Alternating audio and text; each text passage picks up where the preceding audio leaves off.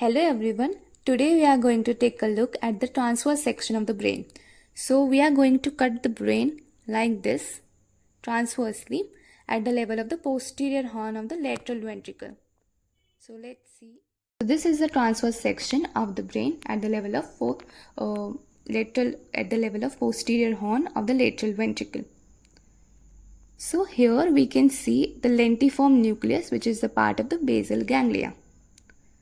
It is divided into two parts by the medullary lamina, which is a lamina of white matter. So the part present medially is called as globus pallidus. This is globus pallidus. And the part present laterally is called as putamen. So lentiform nucleus consists of globus pallidus and putamen. Then here we can see the head of the caudate nucleus. And now this structure present over here is thalamus. Thalamus also has medial and lateral geniculate bodies. And this is the posterior horn of the lateral ventricle. So now we are going to study about the structures that are forming the lateral wall and roof and floor of this posterior horn. So first we know that this is the internal capsule. Okay. This is the internal capsule and it extends like in this manner in the backward direction towards the occipital pole. And first we should know that this is the frontal pole and this is the occipital pole. Okay. Now in the posterior horn we are going to study what are the boundaries and what is there. So first here this dark brown color structure is called as tapetum. Then this white band is called as optic radiation. And this light brown thin band is called as inferior longitudinal fasciculus. Now what are the structures? Tapetum are fibers that run straight from the corpus callosum. They are basically part of the corpus callosum. Then the white band visible here is the optic radiation.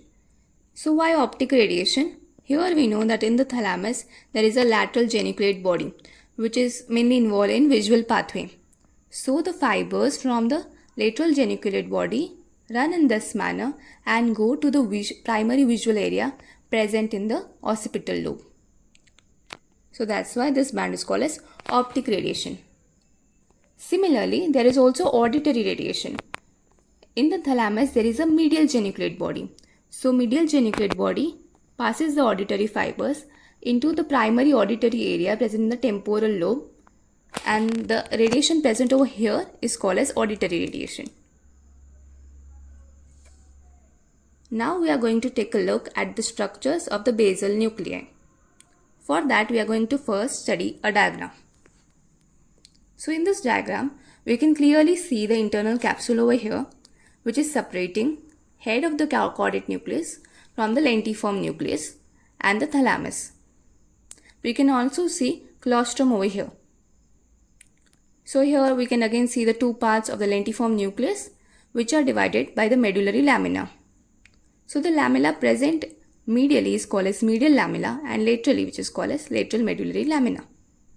Lateral medullary lamina is the one which divides globus pallidus and putamen. And also we can here see the parts of the internal capsule, which is anterior limb, genu, which is a bend. Any bend in the body is called as genu. And this is the posterior limb of the internal capsule. Now we are going to take a look over here. So this is that bend. This is the anterior limb and this is the posterior limb of the internal capsule.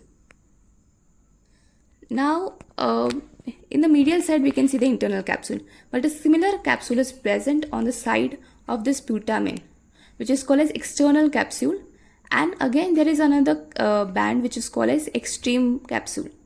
So total there are three capsules: internal capsule, external capsule and extreme capsule. So this is it.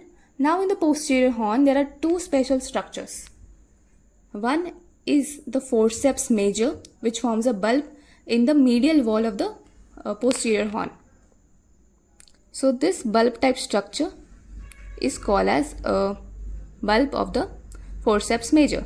What is forceps major? Forceps major is a part of the corpus callosum which connects the two occipital lobes of left and right hemispheres. Then now we can see a elevation over here which is called as the calcar avis. Calcar avis is a elevation formed by the calcarean sulcus. Here we can see the small part of the calcarean sulcus which when goes near the medial wall of the posterior horn forms an elevation which is called as calcar avis. So these are two special structures in the medial wall of the lateral ventricle. So thank you for watching this video. For more videos like this, please like, share and subscribe to our channel and press the bell icon to get notifications.